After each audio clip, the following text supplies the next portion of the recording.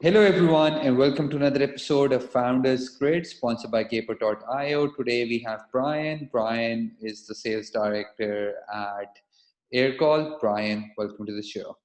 Hey, thank you, Mustafa. How are you? Things are good. Things are good. How are things at your end? Doing well, man. Thank you so much for having me today.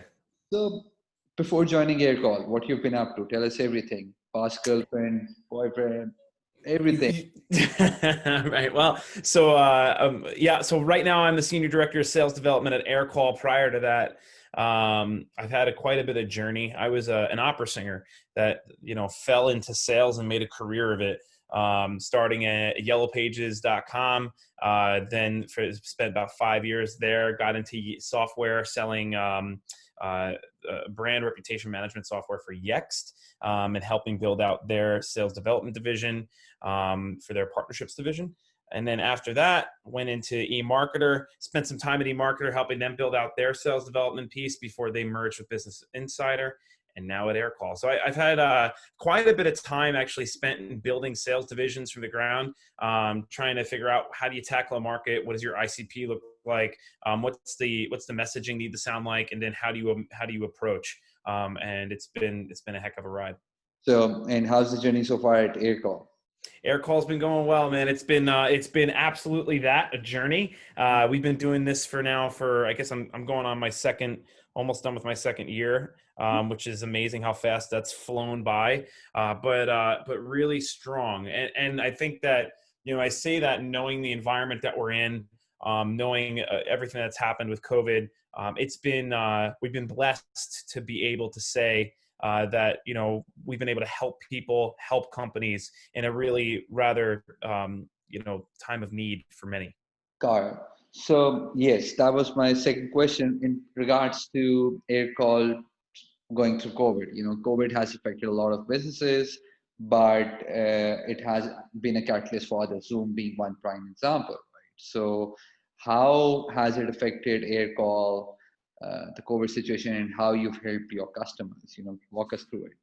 Yeah, so I think very first and foremost is that we're a business that's already built for the remote team, right? So we are a phone solution that lives in the cloud, and that automatically helps us be something that people need when they're thinking about a remote sales team, remote support team. How are they going to help their customers? How are they going to continue to help people find their solution? And so we've been helping businesses, not just businesses, nonprofits, government entities. We've been helping a lot of these companies find their ability to grow and survive in an otherwise unforgiving market, and loving every minute of it. I think that's what we do this for, right? Aircall, I think when asked, usually I'll describe Aircall as a company that's differentiator is in its people. We're all pretty passionate about our product, but we're even more passionate about what we're able to do and how we're helping others. And so it's been, we've led the beginning of the COVID transition with an empathy first mindset, as I think everybody else did when it all first started happening. But we were really, really focused on making sure that what we were asking for wasn't burdensome onto the customer. We were trying to make it so that we were able to be approached, that we were able to help people in a time of need. And we figured that if we approach it as like a business community, that as a community, we would be able to rise above and exit this pandemic in the future here as a community also. And so we continue to run in that vein where we're here and equipped to help others, hoping that is the best way to approach and continue to work with our customer base, our partners, and everybody that works within the Aircall brand. And I'll go one step further. The second big impact has been on our people. So it's amazing, right? Like we've all, I'm sure there's many people listening to this that can relate. A lot of people are used to working within office environments, and we have two of those, one in Paris and one in New York City. And right at the beginning of coronavirus, we immediately went fully remote and had to become a company that was, we would have considered ourselves agile in the first place. And now we were really defining what that meant. We were now having to be very agile and flexible and working with our people to make sure, one, they felt supported, two, they didn't feel like they were in a box, three, that we were supporting people of all backgrounds. Because it's not just coronavirus, right? Like it's social injustice. It's been California wildfires. It's been a little mixture of everything, the political climate going on. And so we've needed to make sure that we've met our people where they are. And then we know by doing so that they're able to mentally be ready to help our customers in the way that we'd expect them to at any given moment. No, 2020 is coming up with its own surprises. I'm mentally prepared that if I'm walking in the Chelsea neighborhood and, I see the UFOs showing up, I'll be like, hey guys, about time you guys are here. You're late. You're late, UFO. You're supposed to be here last month. Yeah, exactly. Yeah, exactly. Yep. So managing teams through Zoom. So being the sales director, and especially in the context of you live in New York, that the spaces are not as big as they are in Texas or in other states, right? So mental health, work-life balance of the sales individuals, so how you've been able to cope up with that for your team Yeah. and just primarily? I gotta say, this is something everybody's struggling with, right? Let me just say that. So I put out a test to my team the other day, just to see if I could find a way in which they could subjectively rate their burnout on a scale of 0 to 25. 25 meaning they are fresh if they were like got a score of 25, 0 meaning that they are beyond burnt out and that they need like a 7-month vacation, right? And so I built this test out for them and ran it and found that my team was pretty much 51% burnt out, which is, it's an eye-opening experience and almost alarming when you're sitting there as a leader and going, wait, I know the pulse of my team. We're doing great things. How could they be this burnt out? Then I went ahead and actually yesterday posed one of those questions to the greater sales community, just on LinkedIn, just to see what people were feeling. And one of the questions was just on fatigue.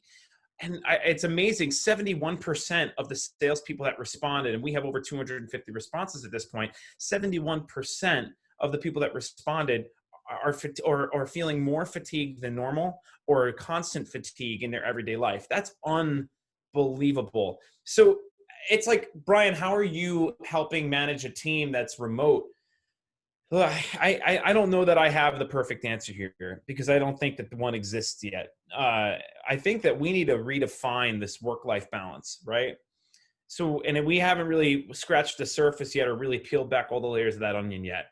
And the reason why I say that is because if you look at what it is that that we have in work-life balance today, we used to be able to say, hey, we're going to work from 9 to 5. I'll have an hour lunch break in between. Whether you held it or not, whatever. Some people in the startup community will say they work a little later, and maybe there was a party at the end of the day or a networking event or something else, some sort of learning event that they went to later as well. Or maybe there's a work-in. But there was always this sense of you went home. And when you went home, for many of us, that meant that we were able to turn off, good night, go and settle down for the rest of the day.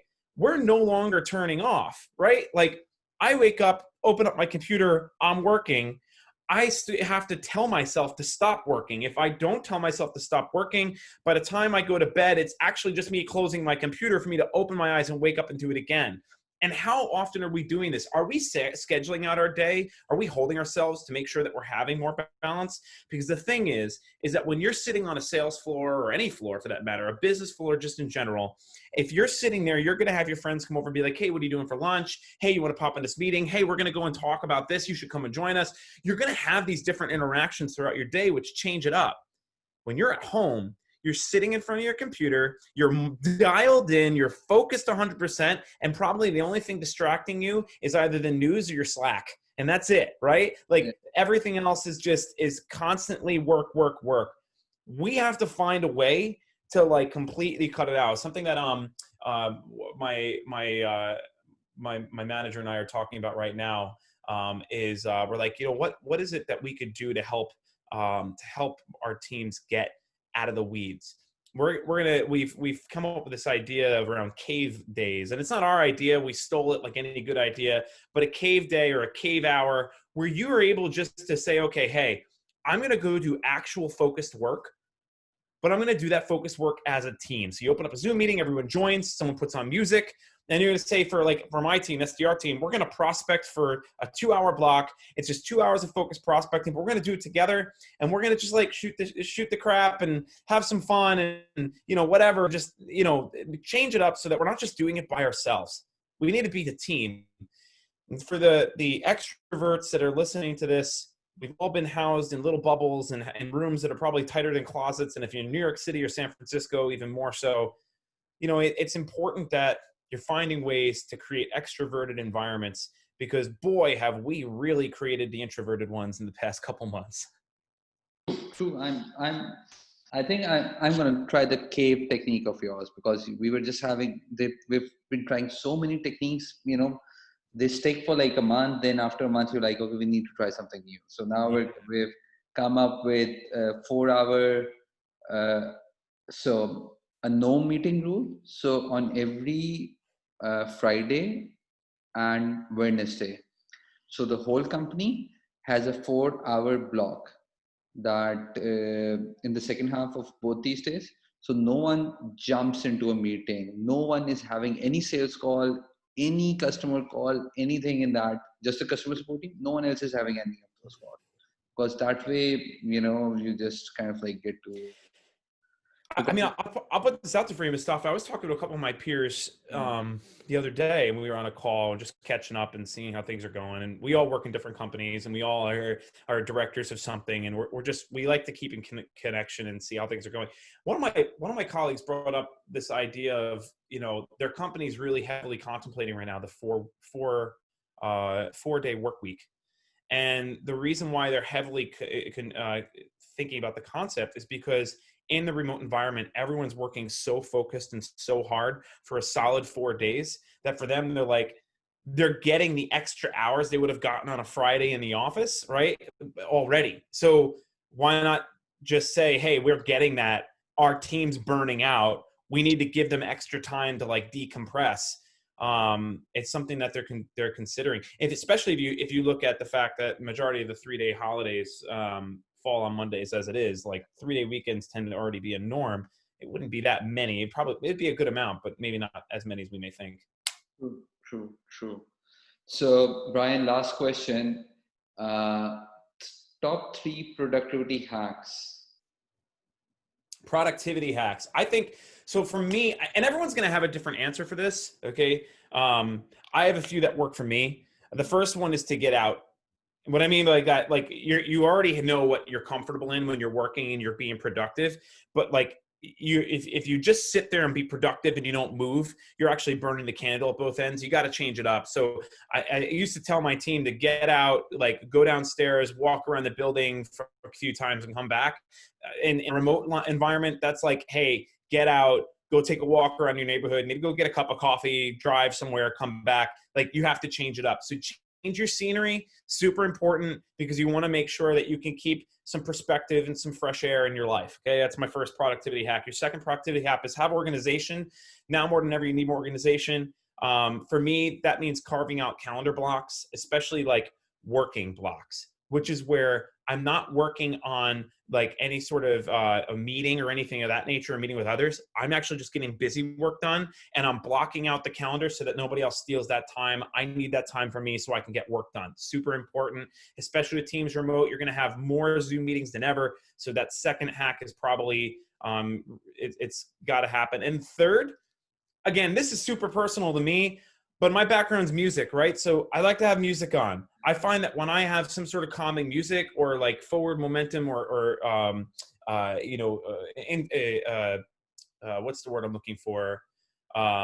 Influential music of some kind, where I feel man, I'm getting this positive vibe, positive momentum behind me. When I get that kind of music on, I am more productive. So put my headphones on, I can dial out everything else going around me, zone in, but just calmly hear something in the back of my head as I'm working through my thoughts. That's my third productivity hack. There's an old study that says that if you can listen to music and do work, you'll actually not only retain more information, but you'll get more done. So there you go. Bryan, thank you so much for all of this. Thank you so much. Take care of yourself. Stay safe, and good luck. You too, sir. And thanks so much, Mustafa, for having me today. I really appreciate it. Take care, everybody. Be safe.